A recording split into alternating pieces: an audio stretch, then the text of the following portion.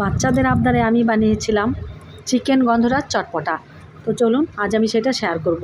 চিকেনটা আমি আধ ঘন্টার জন্য ম্যারিনেট করে রেখেছিলাম। গন্ধরাজ লেবুর রস, গোলমরিচের গুঁড়ো, টক দই, আদা জিরের বাটা, ধনের গুঁড়ো, কাঁচা লঙ্কা, শুকনো লঙ্কার গুঁড়ি, হলুদ সব দিয়ে আমি ম্যারিনেট করে রেখে দিয়েছিলাম। এবার কড়াইতে তেল দিয়ে আমি এটা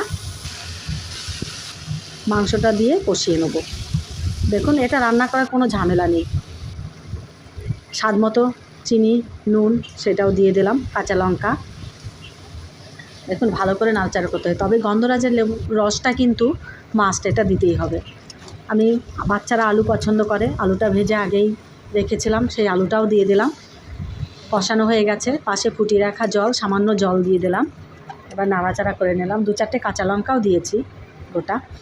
দেখুন, এইভাবে করে নেবেন। এভাবে সব শেষে দিয়ে দিলাম আমি গরম মশলার গুঁড়ো। এখন দেবো আমি একটু সস, আর সব শেষে দেবো গন্ধরাজ লেবুর রস। গন্ধরাজ লেবুর রসটা দিয়ে এইভাবে পিস পিস করে কেটে নামিয়ে নিয়ে ওপরে সাজিয়ে দেবেন। এইভাবে আপনারা বাড়িতে বানিয়ে খেয়ে দেখবেন, দারুণ স্বাদ।